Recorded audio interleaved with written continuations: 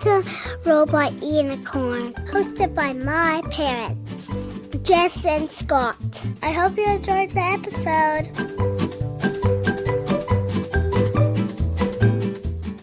All right, today's discussion is on after-school meltdowns, otherwise known as after-school restraint collapse. Yes? Let me look at my notes. I thought you prepared for this today. I know, but I have learned so many different terms over the next little... I'm probably going to confuse them all. Maybe not. I feel like it's going back to school and having to do memory work and understand definitions of things. And I feel like you're becoming quite a little expert over here, but... Expert or are you is getting a stretch. Are you getting more confused? No? No. Not at all.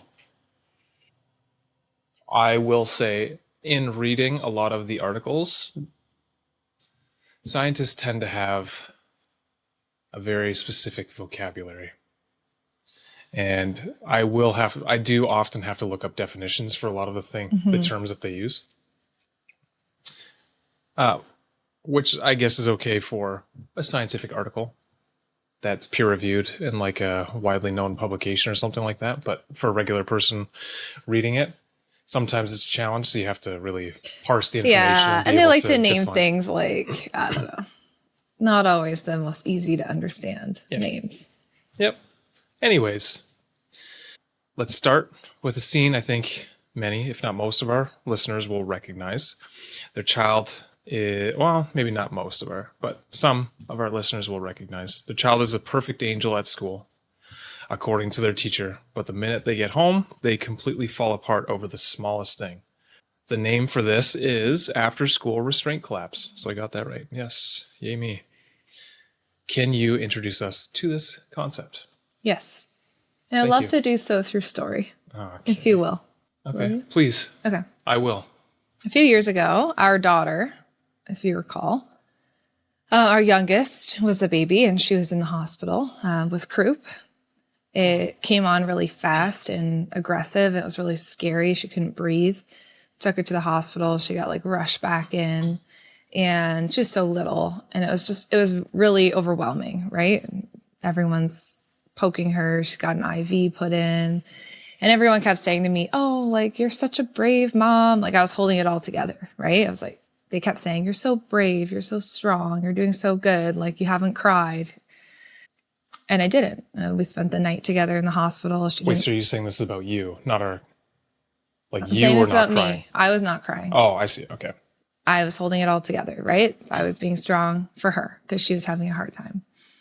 And the whole night she was up. I had to be like a fierce advocate for her because she needed things and it wasn't happening. And I just kept hearing like, you're so strong. You're so strong. You're doing so good. Like usually people fall apart in these situations, but you're so strong. The next morning I wake up and all of a sudden who walks through the door? My mom. And she's carrying coffees and I could just feel it, just saying it. Like I just start sobbing or I just fall apart. And I think about this all the time when I think about our kids in after school restraint collapse. It's the same thing. You hear from them, from their teachers. Oh, they're so good at school. They're so strong. They're so helpful. All their classmates are melting down, but they're so good. They're so strong. They're doing such a good job. And so you wonder to yourself, why is it then that when I walk into the school, they immediately start falling apart or acting badly, or they don't listen, or they're melting down? Why are they only bad for me? Right? And I think about that situation with my mom when I watched her walk through the door and I just broke down. It's not that I'm only bad for her. I only cry for her. It's that I just felt finally safe enough to release my tears. And I think that is the picture we need to have in mind when our kids are crying after school only for us. And they don't do that at school. It's not that they're only bad for you. It's that they feel safest with you and they finally can release the tears from the time when they bumped their knee and they looked around and no one was going to give them a hug, right? Or the time when their friend didn't share the toy with them. And usually they'd lose their cool at home, but they held it together because there was no one there to tell them like, oh, it is hard when your friend takes your toy. There's like tiny moments all throughout the day when your kid's keeping it in, and then they see you and they release it all out. And that's what the after school restraint collapse is. And I think in order to frame this discussion properly, we have to understand that for the majority of the time, it's because they feel safest with us, and now they can release their tears of how hard their day was. Yeah, well, let's talk about that, because that might be a huge reframe for parents who feel like they might be doing something wrong, or their child is just being bad for them or something like that. So from a psychotherapist perspective, how does attachment theory help us understand why our home is the designated safe space for these emotional explosions or meltdowns? Yeah, so if we look at it from attachment theory, and this is in the case where the child is properly attached to their parent, right? Like you have that good relationship with your child. It's exactly what I said. They, in order to cry, which is a really important thing, release your tears, talk about how hard something is, you need to feel safe with the person first, right? Like in a healthy way. Typically, you're not crying to just people that you don't feel safe with. And often our children don't have that relationship maybe yet with their teacher, where they're going to go to them for a hug or tell them how hard their day is or whatever. So they're bottling that all up. And when they finally see you, if we look at it from an attachment perspective, they finally feel like they can release it, right? They're with their safe person. But sometimes it doesn't feel like they're attached to us because they're releasing it and like, you're the worst mom. But they know you can handle it, right? And so you need to tell yourself as a parent, like they have to let out these feelings. Well, do they even know that you can handle it? Or is it just their body feels safest with you, so therefore... Well, within the context of a safe and attached relationship, a child would know that they could push back on you in that way and you will still love them. Yeah, they're still safe no matter what. They're still safe, yeah. But it's not like they have this inherent, like... It's not like they're actively thinking about, I feel safe with my mom or my dad, so therefore I'm going to cry. Because their body just knows. Yeah, their body just knows that. In that moment with my mom, I wasn't thinking so deeply about it either, right? I just was like, oh, finally I can cry. Someone else is here. You're using maybe more of your limbic system, like the emotional part of your brain than the actively thinking part of your brain. Because even as adults, like when you go through that kind of stress of like your child being so ill like that, you kind of resort back to just like you're acting from your fight or flight response, just like you did when you were a kid, right?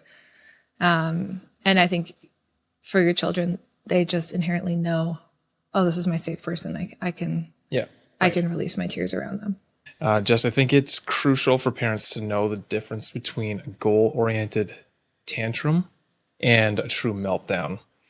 And the research suggested that there's a neurological distinction that during this restraint collapse, specifically for after school, but it can happen in a bunch of different scenarios, the logical part of the child's brain is essentially just offline. They can't use the logical part of the brain. They can't use their prefrontal cortex. It's the emotional part that's controlling things. So can you break down that difference for us and explain why trying to reason with a child during a meltdown is often completely ineffective? Yeah, so I guess if you want to get really technical, there is a difference, I guess, between a tantrum and a meltdown. A meltdown is often a lot more... Well, let's think about why a meltdown happens. Often it's more of like a sensory reason, like your brain's been busy actively working all day. There's been lights and sounds and textures, tastes, like all these things going on. You're overwhelmed, you're tired, you're hungry. It's like all these things. And then you kind of shut down and all that's left to do is just cry and scream and protest and let it all out. And I have seen that, especially in our sensitive daughter, when she gets into those meltdowns like that. Like there's really nothing you can do. And what I coach clients is like, if they get to that point, ideally we try and help them not get to that point. It's safety, making sure that they're safe. They're in a place where they're not hurting their head, like banging it against the floor, like there's pillows or whatever, and being like, I can handle it, let it out. They have to let it out. Like there's no way through a meltdown besides letting it out. A tantrum is maybe a little different and less of what we're seeing straight after school. And it's like, I want this specific thing, right? Like I see our daughters are fighting over like a Barbie and they both want the same Barbie. And really everything else is kind of steady in their life. The day's been fine. They're not hungry. They just really, really, really want this Barbie. It's like a goal-oriented tantrum and they're devastated when they can't have it. So is that the difference? Like a tantrum is typically a goal-oriented thing versus a meltdown is not something they can necessarily control? Yes. Oh, I don't know if I knew that. I feel like those two terms I use them interchangeably. Like they're the same thing. But what I think, like I think it can be helpful to see the difference, because a meltdown, like a tantrum in the earlier stages, could potentially be worked through with playfulness, like being goofy, redirection, taking them to a calm spot. Like, whereas a meltdown, like there's no way through it but through it. I was reading that often doing anything to try and resolve it other than trying to just be there for them and keep them safe and all that can actually make it worse. Exactly. So that is where it is. I didn't realize important that's to the notice distinction between, okay, I learned something new now. Yeah. Like a tantrum, you can sometimes be playful and get through it. Yep. You can maybe redirect them, like, hey, let's go to this room. And they forget about it. That's not happening with a meltdown. A meltdown, the only way through it is crying. And you have to welcome those tears. And often parents are trying to do all the other things. And it's just getting worse and worse because your child, like their logical brain will only come back once they've released it all. They've got to let it out. Maybe a lot of other parents know the difference, but I did not know. I didn't understand that difference. So I kind of thought they were the exact same thing. That's good to know. I feel like that's an important thing for parents or caregivers of children in general to understand, because that helps you understand that there's kind of two different things possibly going on, and one can be kind of resolved in the moment. The other one you don't really have any control over because their brain, at least the prefrontal cortex, has gone fully offline. Yeah, no. Not fully offline, but it's gone offline. I have talked about this before, but maybe we haven't chatted about it on the podcast. I don't know. I mean, maybe you have. If you don't know. Yeah. And maybe it's possible that I'm using the word meltdown and you're thinking tantrum. Yeah. Well, in my mind, it's always been kind of the same thing. A different word for the same thing. And one thing I will say when it comes to like little toddlers, preschoolers, is like dysregulation is dysregulation. Right? Yeah. So you can call it whatever you want, but if they are super dysregulated, they're dysregulated, whether you call it a tantrum, whether you call it a meltdown. I think specifically when we're talking about after school, because school is like the perfect cocktail of like all the things that would make a child have those meltdowns, like epic, you can't work through it. That's where parents really do need to understand that all these strategies that might work for their day-to-day tantrums that they typically use are not going to work when they're at that point. Kids are at that point. Well, and I was sort of expecting that to happen yesterday after their first day of school. So at the time of this recording, it's our second day of school for the kids. I was kind of expecting it to happen then. I kind of expect one of them at least is going to have it sometime this week as they get more and more tired just being at school. Yeah, last night, none of them had meltdowns, actually. It was kind of surprising. I mean, they were kind of used to it because they've all been in school at least for 1 year now. And I think they did the summer camp. And I think summer camp was... Our youngest didn't, though. Yeah. But for the older two, I feel like summer camp's probably more overstimulating than school. It's hot, busy, active all day. So I wasn't too surprised with the older two, but yeah, I expected our toddler definitely to have more. But she was pretty good last night. Yeah. Okay, but the school day, I think, could sometimes be described as a marathon of self-regulate. Yeah, a marathon of self-regulation for kids that just depletes all of their resources.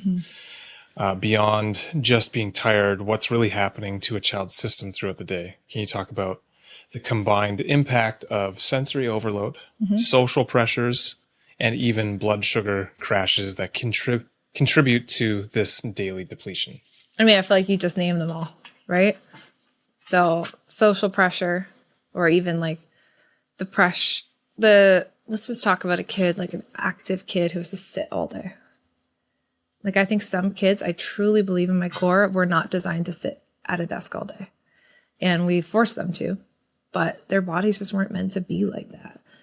And a lot of the kids that I work with, those are those kids, right? They get in trouble at school and they're trying. Like I have kids who be like, I try to sit, I just can't. Like they want to be good, they want to do well, they just can't. And so school feels like torture to them to try and like be at a desk all day, right? So you have them, they're trying to do something that feels very impossible for their body. And then they get home and they let it all out, right?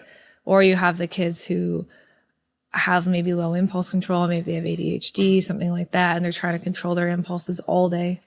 You know, they're really trying to like keep them at bay, and they try. Sometimes it doesn't work. And then they get home and it's like, I can't, like their threshold is gone, right? So then it's no impulse control at home. Or you have the kids who have friendship struggles at school, right? And all day at school, they have like little girl drama, which we're going to do an episode on soon. Like that's happening, or the boys are fighting, and they get home and they take out that stress on their family, right? There's so many factors of things that are hard at school. We've all been in school. I'm sure every person you ever talk to can name something that was tough for them when they were at school, right? Right. I feel like we often view what our child is doing now in school or in life. We compare that to like what our brain is able to do without realizing or remembering what it was actually like to be that age. And how our brain wasn't fully developed yet either. So I don't know. I feel like we sometimes have this bias just based on the brain and what we can experience now. Like, oh, it's a day of school. Like, yeah, you're learning, but you're kind of sitting. You're not doing anything super active. You should be fine. Yeah, you forget what it's like to be a 10-year-old boy who has to sit in class all day and gets in trouble for getting up and isn't allowed to go to the bathroom more than once in a class, and feels like they can't control their body and they're doing this and everyone's annoyed with them. Like you forget what that's like, or you never experienced that because you were never a 10-year-old boy who had ADHD, but I feel like for a lot of kids, school is really tough. And when the adults in their life can see that and help just take them seriously and work through that, that's a lot better than when we're like, oh, I was in school too, and I was 10 and I had to sit through class. It sucked, but it is what it is, Which is also not necessarily wrong, because that's the situation that we live in. That's the society we live in and how we do things. Yeah. Does that mean it's the best way? I don't know. Yeah. Probably not. Not for all kids, but. Yeah. So I try and remember what it was like. And then also I want to remember what it's like, let's say, to be an 8-year-old girl and go to school and have friend drama, let's just say. Thankfully, no drama yet, but we'll see. It's only day 2. I don't want to project my own, like, oh, I remember how awful it was. Oh, yeah. It was so terrible. And like, I hated it and school sucked. Like, I don't want to say that to my kid, but I can remember how hard it was. And so I can empathize if she comes to me with that. Right. You know what I mean? Like, you don't want to project, like, because this happened to me, this is going to happen to you. You don't want to project any of your own insecurities and kind of get them thinking about, oh, maybe it's a lot worse than I thought. Right. Or you're so fearful they're going to get bullied because you got bullied that, like, you say it all the time to them. And now they're like, wait, is this bullying? Like, oh, I didn't think it was bullying. Maybe it was. So there's just a balance. It's just tricky. Anyway, that's a whole separate conversation. Yeah. I don't know if that's like a resilience conversation or what, but anyways, a term that came up in the research for this episode was co-regulation, which we've talked about how self-regulation isn't a skill kids learn on their own or in a vacuum, but one that's built through interaction with a calm adult. What is the parent's role as a co-regulator in these moments? And how does lending our calm nervous system to our child help them in the long run? Do you think everyone understands what co-regulation means?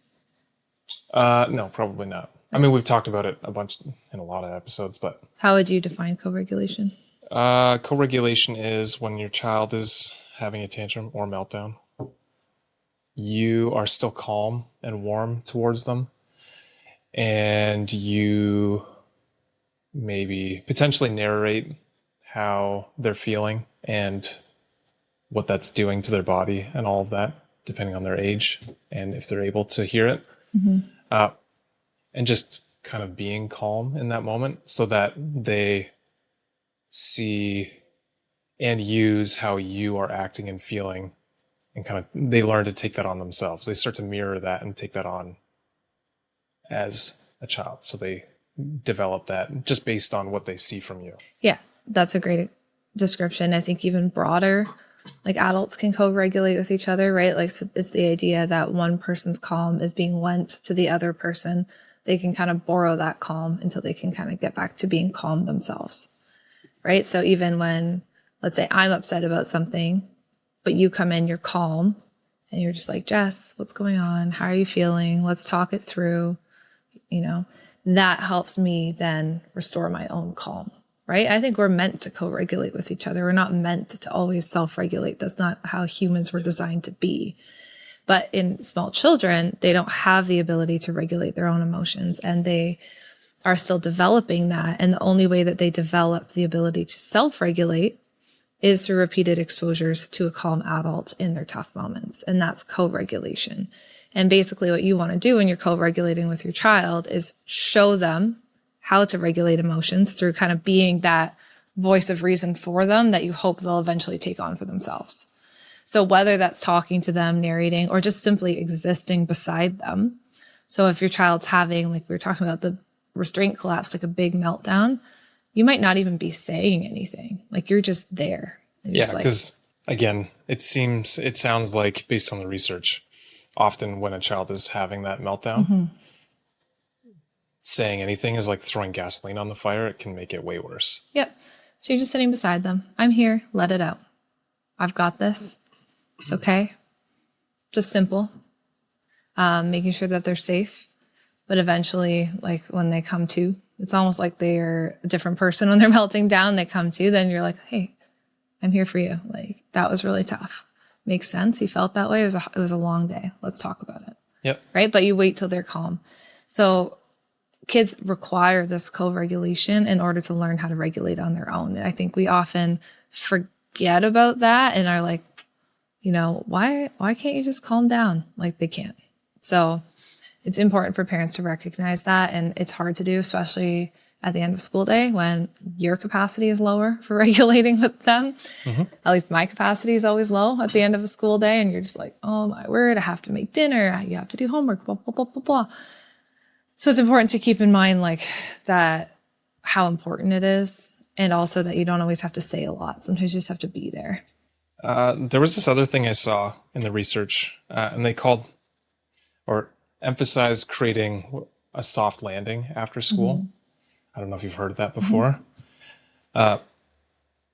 And it's essentially helping your child decompress after school so they don't have that meltdown. So what does a predictable and effective decompression routine look like in that first half hour after a child gets home? Are there essential ingredients like connection, snacks, rest, whatever, that can help prevent a meltdown before it even starts? Or is it sometimes just inevitable that it's going to happen? Sometimes it's inevitable. And sometimes I think what happens is our kid gets home. You can imagine they're on like a ship in the rocky seas, being tossed around all day. They finally think they're getting home to their safe harbor. And then we like ask them one more thing and like rock the boat one last time. And then it tips over and they're like, I can't do it. So sometimes I think kids get home from school and we right away start placing a whole bunch of demands on them, right? Like clean up your shoes. Don't leave them there. Don't leave your backpack there. Come on, clean up your lunch. Okay, start your homework, or let's go. We're going to go to gymnastics. And it's like, hold on.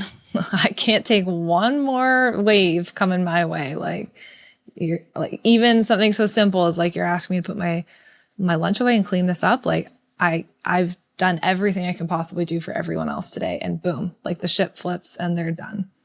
So sometimes like some kids, and this is where like routines are nice, like where just make things really easy for them. Like they come in, this is where their backpack goes. Like you have like some rhythms in place. I think that can be really helpful for them. Yep. So like having a rhythm in place, try not to bombard them with 1,000 questions when they get home. Like, how's school? Who's your teacher? Da-da-da-da-da. Like that's more overwhelming. So like low words, just kind of like a calm environment. Have a snack ready. They're going to need that when they get home. They're going to need something like a hearty snack. I was reading something recently being like, we're feeding kids dinner way too late. Like realistically, they should probably be eating like an early dinner at like 4. Like that's when they're starving for dinner, right? Mm-hmm. But we feed them like a bunch of snacks and then try and force them to eat dinner at like 6:30. But anyway, if you can, have it like a decent snack for them ready. And then maybe it's just like quiet time for a little bit. Your child. Some kids need to talk about it right away, but a lot of kids just need that slow, calm transition to home. Let them have their snack, maybe let them play for a little bit, and then you can start asking them about their day. But just don't overload them with more stuff once they get home.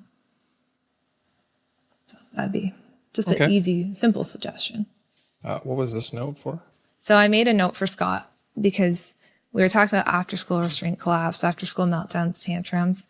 There is one small note that I wanted to make, which was outside of being the safe place for your kids, there are sometimes other reasons why these meltdowns only happen at home that we can talk about in detail in future episodes. But I did want to note, sometimes kids do better at school. Like, so some kids, and this is not super common, but the structure of school, the consistency of the boundaries that they know that they have from the teachers, the lack of screens that they have at school, the expectations that they know that they have, the way that they know what's coming next, they thrive in that environment. And sometimes they don't have that at home. So they come home and it's like, there's no rules, there's no boundaries. They don't know what to expect from their parents. Kind of chaotic. It's chaos. Their parents yell a lot. Like, they don't know what to expect from them. They don't know when bedtime's going to be. And when they have that at school, and that's why they do so well, and they don't have that at home. So sometimes we do have to ask ourselves, is there something more here of why school works so well for them and home is not working well for them? Like, maybe there's some things that are happening at school that I could implement at home that could actually help home go better. So I just wanted to make a note of that because I have seen that before, that they were blaming it on like after school restraint collapse. But when we really looked into it, it was that the kid just did better with the routine at school and needed some more structure at home. And then on the flip side too, sometimes at school for kids, like the expectations are more realistic. Teachers are like pretty understanding of where children are in terms of their development. And then the kids would get home and the expectations would be unrealistic, like too much like rigidity and high expectations on the kids. And this would make them lose their cool or just seem like they're not behaving. Meanwhile, at school, they're just behaving because they're being expected to do what they should be able to do. And at home, the expectations are unrealistic. Yeah. So sometimes when it's more than that, we have to look at like those other pieces. So I just wanted to make a note of that. Okay. But you're saying that's less likely to happen or be the case? In my experience, it's less likely. But also, I'm usually working with parents who have also worked really hard on strengthening the relationship with their kids. Okay. I would say in general, it is very possible that a child does better at school just because they have a caring adult, because they have the structure and routine, because they know what to expect, and they maybe don't have that at home. I see.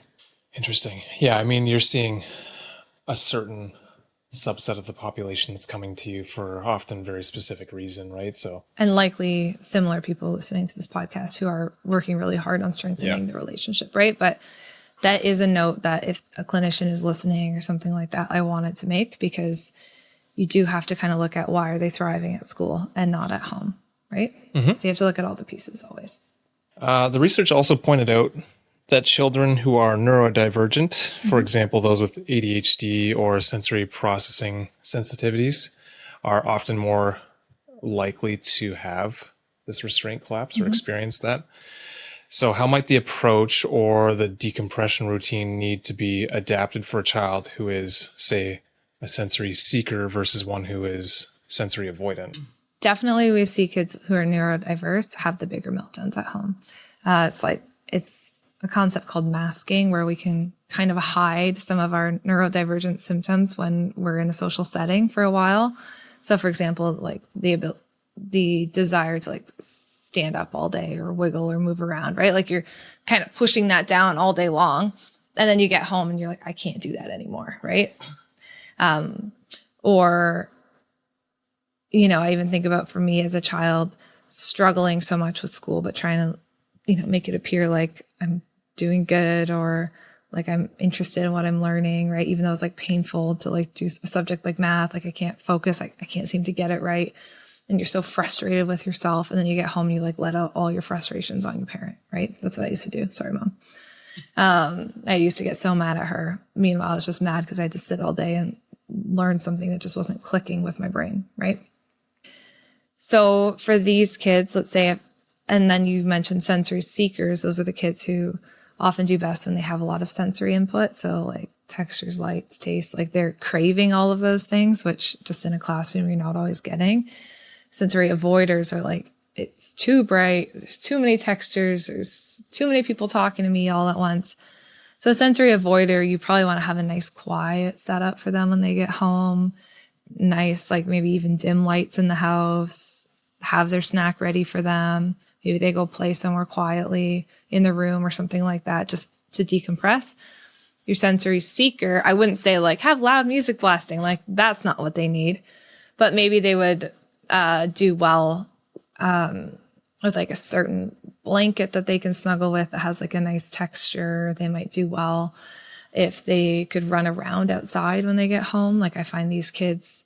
What is that? There's that other term.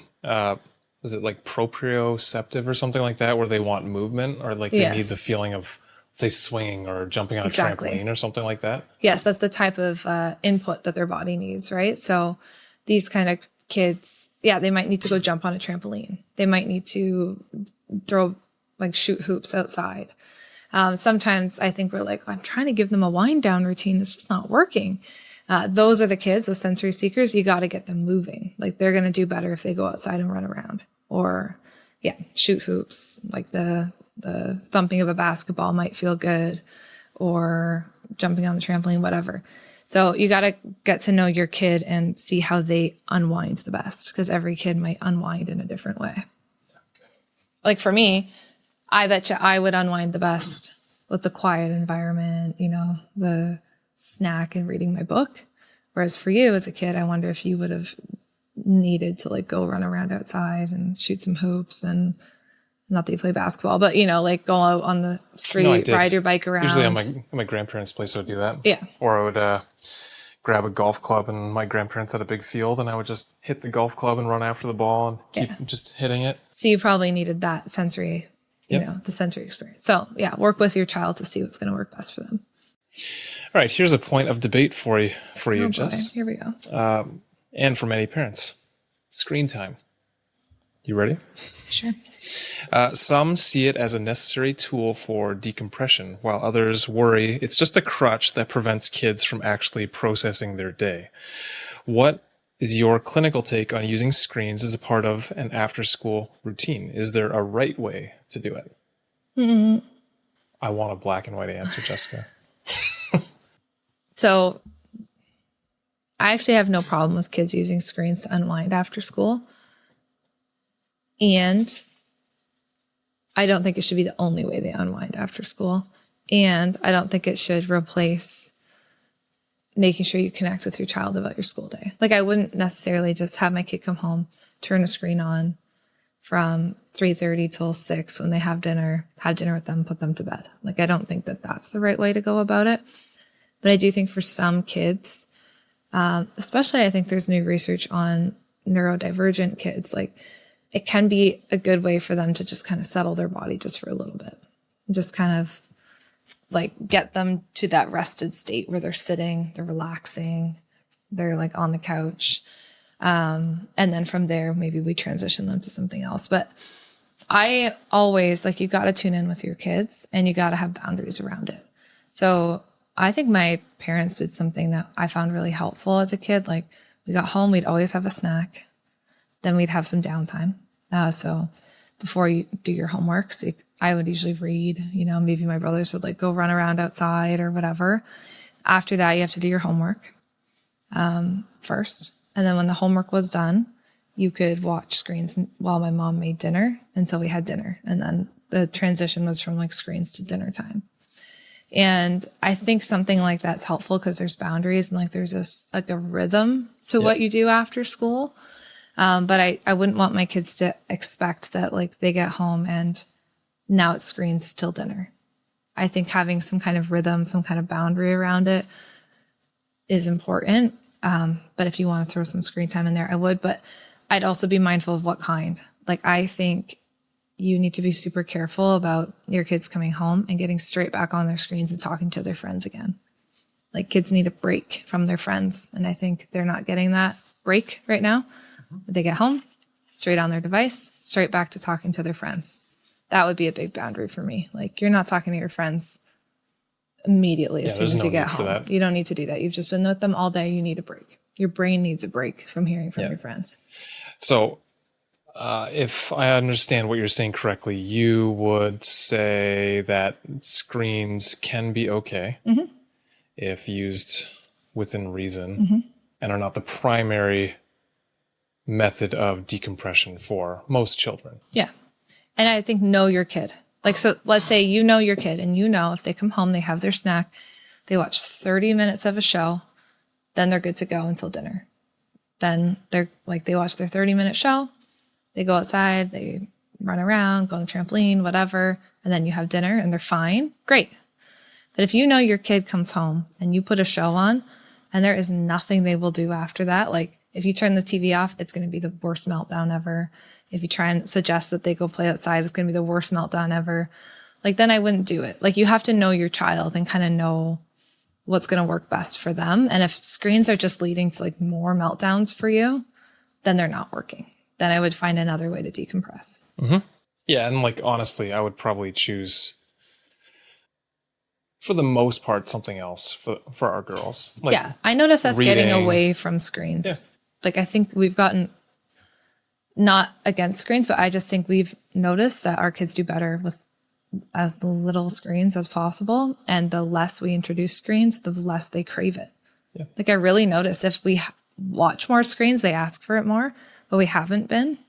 And they just read, well, okay, they'll go play Barbies, they'll go play outside. Like, so I'm right now with where we're at, I'm very hesitant to add any screens in after school because they have been okay without it. So I wouldn't add it in if they're fine. No, 100%. Yeah. Let's talk about the parent-teacher relationship. How can parents maybe proactively partner with teachers as allies if their child is doing well in school, but then coming home and having this meltdown or restraint collapse? What kind of information might be helpful to share, and what can they ask the teacher to better understand their child's daily experience? Yeah, I think trying to form a relationship with your child's teacher is ideal if you can. You want to be able to have that person that you can ask about your kid. It's hard because teachers are often overworked and they've got tons of kids in the class, right? So being direct with the questions that you ask and not coming across it in a way ever that's blaming the teacher. You know, teachers, I think, get a lot of flack from parents all the time. And I like to try and have a generous interpretation that, like, my kids' teachers trying their best and they've got a lot of kids in the class. And, you know, when I'm asking questions, I don't want to come across in a blaming way. Like, you know, I think teachers get blamed for a lot of... They get a lot of flack from parents. They get blamed by a lot of parents for the parents' own inabilities. Or for things beyond their control. Like, sometimes, and then teachers get their defenses up, which I totally understand. Like, sometimes kids are struggling at school, right? And it's not necessarily the fault of a teacher who's one teacher for a class of 32 children, right? It's like a larger system issue. But if the teacher is immediately like attacked by the parents, like, you're not giving my son enough attention or whatever, they're going to put their defenses up, and then it's going to be really hard to work together, right? So you always want to start with, what's the common goal here? The common goal is we want to support this child. Teacher wants to support the child. You want to support the child. So the questions can be like, hey, we've been noticing that so-and-so is having a really difficult time transitioning out of school. Like, I'm wondering, what is he like at the end of the day? Or, hey, I'm noticing at home, we're seeing a lot of like hitting and biting and kicking. I'm wondering if you've noticed this at all at school and how things are going for him during his school day. So just be curious with the teacher.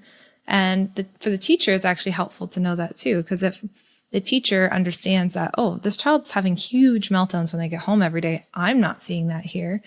Sometimes teachers will do things like, here's some things that I notice really help so-and-so at school. He does really well with a visual schedule. He does well when I give him a warning for transition. Like, I've had teachers write parents like beautiful emails of like, these are all the things that help him. I know that he can struggle, but this is what I've worked out.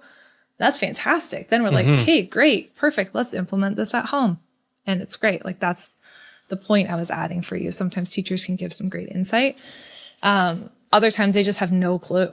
Like, I think when our middle, was in preschool, which is a little different. She was having giant meltdowns every day, like meltdowns, right? And I remember telling her teacher once, she's like, I would have no idea. Yeah, I know. I remember that. She's like, her? Like, she's perfect in class. I'm like, oh yeah, well, at home, this is what's happening. So then maybe they can be like, okay, well, she might need some extra breaks. She goes hard all day, but maybe we kind of have to force a little bit more quiet time on her. Like, you know, make sure that she does take a pause, drinks her water, actually takes time to eat her snack. Like, so you can work together, hopefully, with the teacher, but you have to have that open dialogue first without blaming. Yeah, you can't read each other's minds. And for teachers, like, without blaming the parents immediately either. Because a lot of parents, even if they aren't doing things perfectly at home, they just don't have a lot of teachers listen to this too, right? So they just maybe don't have the skills that they need to support their kid. So you can offer some guidance too. Okay. Well, I think that's a good place to wrap this up. So final question. What do you think is the most important mindset shift a parent can make or take away from this conversation that can transform these incredibly challenging moments into opportunities for a deeper connection with their child? I think if they're having those truly epic meltdowns, making that safe space for them and just saying, let it out. It's okay. I'm here for you. Yep. I had a client tell me the other day, she's like, man, saying let it out has changed everything for me. Like, I went from trying to stop the meltdowns at all costs to just be like, it's okay. Just let it out. She's like, and we move through it so much quicker. It's like, she's like, it's crazy. It feels counterintuitive that saying let it out would mean that the meltdown is shorter, but all the things I was trying to do to stop it just made it go on for longer and longer and longer, right?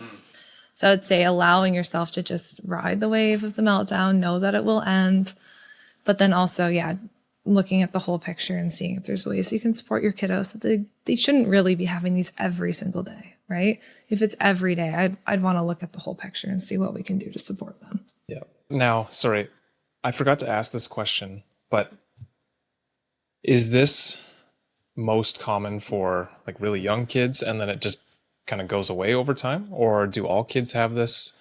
Let's say our oldest, she doesn't really have these meltdowns. Not yet. Maybe, yeah, not yet. No, but I mean, even last year, did she? Yeah. I'm trying to think. She did when she was 5. Yeah.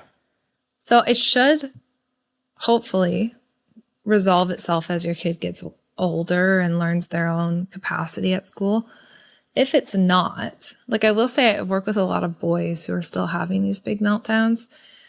I'd be really curious about what's going on for them, you know, especially when they start to get shut down and like they don't want to talk to you about what's going on. I'd be looking at friends, social, academics, how are they doing? Like, you want to look at all the pieces. If they're like 7, 8, 9, 10, they're still having these meltdowns. Like, then Are they getting enough sleep? Then I'd be really like, okay, this feels more than they're only safe with me. This feels like, are they getting enough sleep? Yeah. What's the social situation? Are they having friend struggles? Yeah. Are they playing too many video games or whatever? Are they playing too many video games? Is school really tough? And they are feeling uncool because they don't know how to do math or whatever, right? Like, there's so many factors. Is it cool to do math now? It doesn't feel cool if you're bad at it and all your friends are good at it. Never has, right? So those are the pieces I'd be looking at, but don't just be like, oh, whatever. If they're getting older and they're still having them, like, stay curious as always. Right. Okay. Well, thank you for this. I appreciate it. You're welcome. There's even a few things that I'm going to be changing. Like, even for, I can't remember if I mentioned it at the beginning of this one or a different episode, but I've been looking into snacks that help kind of maintain blood sugar levels and don't create a huge spike or anything like that, because that has a huge effect on these meltdowns and reducing the likelihood of them happening. So even that, I'm trying to come up with a schedule for, or making sure they eat on time, but also eat foods that are going to help them not have that. Yeah, exactly. Like, if they're coming home and then they're just having like a really sugary cereal for a snack, then you might see even more of a crash later, right? Or what's the easiest, and I mean, we're guilty of giving it to them too. Oh, we're so guilty of this. Is giving them bear paws or something like that, right? Because it's quick and easy. They can just grab a package and eat it, but that's not necessarily helping them. Yes, exactly. No, we're so guilty of that. And I notice that when we're better on the snack front, like when I give them like hummus and vegetables and some cheese and maybe some like turkey sticks or something, it does regulate them a lot more than if I give them a bear paw. So, Okay. Well, good talk, Jess. of course, I think this was a helpful one. Thanks for lecturing me again. Anytime. Well, we'll talk to you all soon. I hope this was helpful for you. I know that this is a topic that comes up for me constantly, so I'm really glad that we could offer all this, and hope it helps people. Yeah. Thanks for listening. Hey, thank you so much for being here and listening to this episode today. It means the world to us to have you here. If this conversation was helpful for you, it would mean a lot if you could like and subscribe. That just shows us if the conversation is meaningful and helpful and helps it get out to more people. Also, I just wanted to let you know that every week we have a new episode drop, and if you want to be notified when that happens, just hit the little bell icon. Again, thank you so much for being here, and we will talk to you again next week.